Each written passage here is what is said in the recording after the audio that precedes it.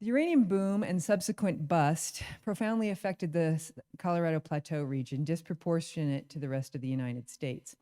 The sedimentary rock formations of this formation contain concentrated deposits of uranium oxide, the main ore of uranium, which can be enriched to provide fuel for fission power plants and nuclear bombs. Historical analysis of this period, 1945 to 1991, has been slow to develop, but following the work of Ray Ringholtz is finally the topic is growing in interest. Archaeological interest has been even slower to manifest, in part because the 50-year guideline for eligibility under the National Register of Historic Places excluded uranium-related features and properties from consideration as significant until the mid-1990s. Additionally, the highly toxic nature of uranium mines and processing sites precludes safe entry, and many of these properties were prioritized over the last 30 years for remediation as public health hazards. The impacts of the uranium boom were felt throughout the Four Corners region, including in National Park Service lands. The Orphan Mine on the south rim of Grand Canyon is probably the best known example of the contentious management of uranium-related features within a national park. Dan Hogan registered the orphan lode in 1893, but did little to develop the claim. Meanwhile, the Grand Canyon Forest Reserve was also established in 1893. Grand Canyon National Monument was established in 1908 and was turned into a national park in 1919. Hogan sold his claim in 1946, and the mine eventually became one of the most proliferative in the region, producing more than 4 million pounds of uranium oxide, including as well as copper, silver, vanadium by the time it closed in 1969. After protracted legal wrangling, the orphan mine passed to the government and in 1987, and the Park Service demolished the headframe and remediated the area in 2009. Beyond the Grand Canyon, many other NPS units have experienced ongoing issues related to uranium prospecting and mining. Recent research conducted by the Museum of Northern Arizona in Glen Canyon National Recreation Area, Arches National Park, and Petrified Forest National Park has provided both archaeological and archival evidence of the uranium boom's impacts to NPS lands. But here we want to put those investigations into broader context. One too many things to hold on to up here. There we go. Uranium is a heavy metal, a radioactive heavy metal, U-92, that's the active component of atomic fission weapons.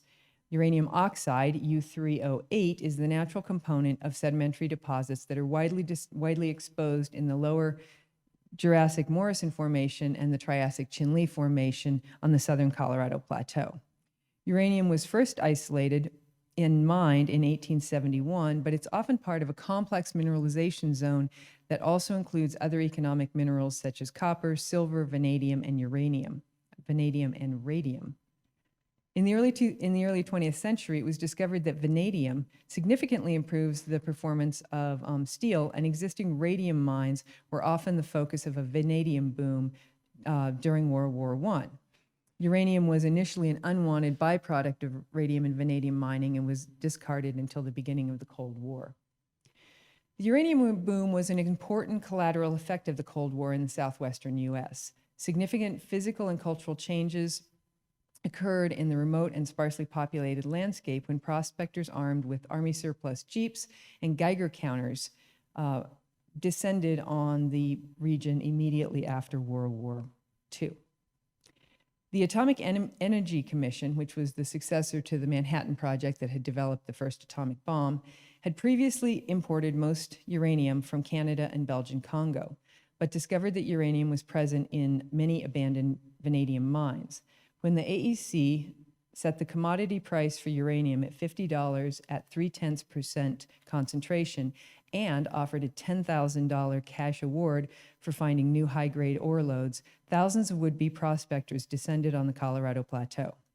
Between 1946 and 1959, prospectors filed on 309,380 claims in 4 Utah counties alone. This boom lasted until the end of the Cold War in 1989, but was at its height until the 1980s because uranium was also sought for fuel in nuclear reactors during that period. Prospecting had myriad impacts, both direct and indirect, on the region and its people. Direct impacts include construction of thousands of miles of bulldozed track called cat tracks, after the popular Caterpillar manufacturer. Some tracks, such as the Moki Dugway on Cedar Mesa, have now been integrated into the regional transportation system. Another direct impact was the excavation of exploratory prospects and mines. More than 3,000 uranium mines are documented in the Four Corners state and more than 15,000 in Utah alone. But the total number is, as we all know, having been on the landscape, is certainly far greater than that. Uranium prospecting mills were constructed at Moab, Monticello, White Mesa, Grand Junction, LaSalle, Salt Lake City, as we heard down at Height. All these mills have been decommissioned and remediated, with the exception of the one at White Mesa, which is in private hands and gets reopened when uranium prices spike periodically. Indirect effects include the influx of outsiders to small Native American and Mormon towns, an economic influx to a generally impoverished area, and discovery of the geologic and scenic wonders of the Colorado Plateau by a national audience. Due to the negative health effects of uranium mining and the later above-ground testing in Nevada in the 1950s, this period of history is often overlooked or ignored by local communities who don't really care to discuss it much. Lands within Glen Canyon National Recreation Area contain a relatively large number of uranium-related features, in part because the recreation area wasn't established until 1972, long after the boom began. This same situation holds for Canyonlands, which was established in 1964. And in fact, a major impetus to create Canyonlands National Park was to protect resources from the effects of uranium mining. Here you see Lake Powell behind a large tailings pile. Over the last decade, the Museum of Northern Arizona and Glen Canyon have cooperatively completed cultural resources surveys in areas north of the San Juan River and located a number of uranium-related features and resources. A project in Red Canyon located 5 sites associated with prospecting, including equipment caches, bladed roads, and the myriad features of the Pollyanna mine, which with that initial tailings pile was also at Pollyanna mine. Associated artifacts indicate the mining in this area occurred in the 1950s and 60s. Copper deposits were known in the White Canyon district since the 1880s, and uranium deposits were first identified in 1920. The White Canyon district actually includes several subdistricts, including the Fry Canyon district with 4 known mines and prospects, Red Canyon district with 41 mines or prospects, and White Canyon itself with 96 resources. Directly across the Colorado River, M&A documented uranium-related roads in Sweat Canyon and Trackite Canyon, one purpose-built for uranium exploration and one that was just an improvement over an earlier road into Upper Glen Canyon. Numerous uranium-related features were encountered during fieldwork by M&A in tributaries north of the San Juan River. This area witnessed extensive exploration for gold in the late 1800s, a minor oil boom in the early 1900s, and then uranium brought just another phase of exploration, although no significant mines were developed in that area. A road bulldozed across the Red House Cliffs from the Clay Hills Crossing area winds along tortuous topography and finally reaches the river through Mike's Canyon. We found this route was still passable, at least for motorcycles, in early 2021. A bulldozed airstrip on the bench just west of the mouth of Mike's Canyon also appeared to have fresh tracks in early 1991 or in early 2021. And another airstrip occurs on the terrace north of the river between Copper and Nokai Canyons. M&A has not yet worked in Canyonlands, but Laura Martin, the archaeologist up there, reported to me that known uranium-related features in Canyonlands include 2 surface mines, 3 shafts, 30 adits, 9 wells, and 18 waste rock areas. So Canyonlands is a lot like Glen Canyon in the abundance of features up there. Farther north, Arches National Park has a long history of encroachment by extractive industries, including mining. Radium mining peaked in this area between 1917 and 1924, but many claims were reworked beginning in 1936 to search for vanadium. In 1941, custodian Henry Schmidt discovered a vanadium mine, a vanadium claim had not yet been mined, within the monument boundaries near Fiery Furnace. For that one, prospector Jack Owens claimed to have political connections with Utah Senator Abe Murdoch that would allow him to access to those claims, even though he had not registered the claim and more than 2 years had passed since the area had been formally closed to mining. Owens' claim was rejected and a mine was never opened. In 1969, the Utah Geological and Mineralogical Survey report on the mineral content of Arches National Monument noted that no field study of the prospects for uranium had been undertaken, but immediately north, the Yellowcat uranium production area contained the same sandstone formations that were being actively mined. The report also noted that many uranium claims occurred within the monument, although internal records indicate that Arches staff went to extensive efforts to keep claims out. In fact, in 1950, whoa, it is touchy. All right, back here. In February 1954, the Park Service marked 29 miles of the monument boundary for the first time since its declaration due to an influx of oil and uranium prospectors in Moab. Is it sideways or back? That's fine. Oh, I see it. You brought it to, gotcha. Okay, thank you. Monthly reports indicate that staff frequently found claim markers within the monument boundaries and would dismantle them and return the claim papers to the claimants. On January 18th, 1956, the AEC released a large area adjacent to Arches' northern and eastern boundaries and for prospecting. Even though the monument boundaries were marked on every section and quarter section marker in the field, Superintendent Bates Wilson noted that, quote, "There are still some lost souls who have staked within the monument boundary. As soon as the rush is over and the chance of getting shot is less, we will go out and remove these stakes within the boundary." Prospector Charlie Steen's discovery of a major deposit of pitchblende uranium ore south of LaSalle in 1952 made him wealthy and famous overnight. At one time, the Lisbon Valley area south of Moab and east of Canyonlands was the most productive uranium field in Utah, producing about 10% of the uranium production in the United States. The Arches Superintendent's monthly reports from 1948 to 1960 frequently attribute decreases in visitation to scarce accommodations in Moab, which were rented by uranium and oil prospectors and workers. Arches successfully kept prospectors out of the park, but faced other issues related to uranium. The park's long-term Coming of Man exhibit featured a geology display that included 5 samples of uranite. In 1991, a park visitor asked interpretive staff if the ore was radioactive and whether it posed a health hazard. Superintendent Noel Poe arranged an assessment of the visitor center, and although the building and general exhibition space were below the accepted background radiation threshold of 0.2 millirem per hour, at typical visitor distance from the display of uranite, the reading was 0.3 millirem per hour, and the rocks were immediately removed for disposal. A uranium mill was built just outside Arches National Park in 1954 and subsequently operated by the Atlas Minerals Corporation until 1984. A lot of us probably remember the mill still being there.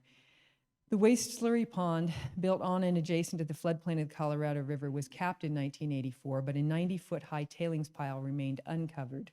The DOE took control of the mill site in 2001 to facilitate remediation, which will involve moving 16 million tons of tailings and contaminated soil in sealed containers to a storage area 30 miles north of Moab. Between 1978 and 1980, the Department of Energy investigated 3 sites in southern Utah, looking all very close to national park units, looking for a nuclear waste repository due to the presence of underground salt domes. Salt domes are geologically stable over long periods, and the salt provides natural radiation containment.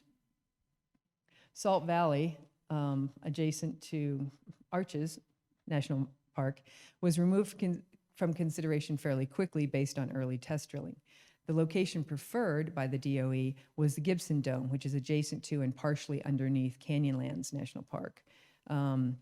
The repository construction would have required hundreds of boreholes and test trenches, installation of a 197-foot tall meteorological tower, upgrading existing roads, and construction of up to 300 miles of new roads.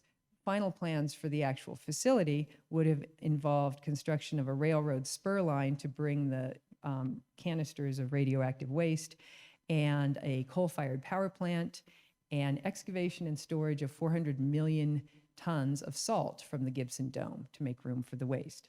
After extensive review and litigation, the plan was finally abandoned in 1986. Mirroring the problems faced by Arches, the natural resources in Petrified Forest National Park came under assault when it became known that some of the petrified logs preserved in the park contained uranium oxide concentrations. Oops, here we are in Petrified Forest. In his superintendent's monthly report for June 1949, Superintendent Thomas Whitcraft noted that for the past 2 weeks, petrified wood areas adjacent to the monument have been overrun with searchers for uranium. Since finding of uranium in petrified wood near Cameron has been publicized, a rather common question now asked by visitors is, do you find uranium in this petrified wood, and what does it look like? To answer such questions at the museum, we now have on exhibit a piece of wood from the Rainbow Forest showing traces of uranium. Within the past few days, possibly 100 claims have been staked in petrified wood forests near the monument, St. John's, and Woodruff, Arizona. One group of 7 partners are now trucking wood from near Woodruff to Monticello, Utah. It is reported that this particular wood is averaging 11% uranium, which of course is crazy high, probably not.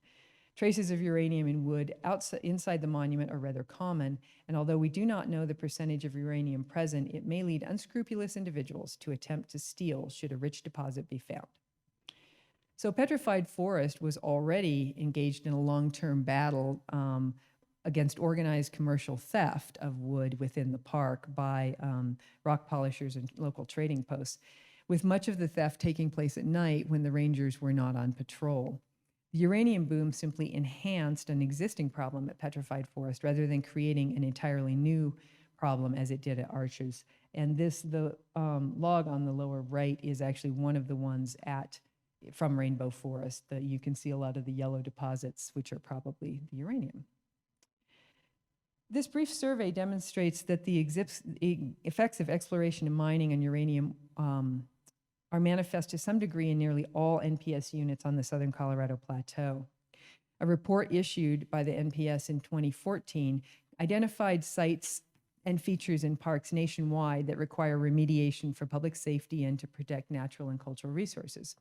This table illustrates the degree to which sites and features in the southwestern regional parks require remediation, recognizing that some of those relate to mining ventures other than uranium. What I did was I went into the data tables of that report and extracted ones just in this area. And you can see this was in 2014, and a lot of remediation had already been done. Adits had been closed. This includes, for instance, the orphan mine at Grand Canyon, but there's still a fair number that need to be dealt with. Several factors have presented a more robust documentation of the impact of uranium boom in the Southwest. The relatively young age of uranium-related features and landscape disturbances, which only began to reach the age of National Register significance in the mid-1990s, has limited the number of researchers focusing on those material remains. The potentially high level of radiation still present at mines and processing facilities is certainly a deterrent for long-term research, and the focused remediation efforts by DOE have already removed or restricted access to quite a number of these locations.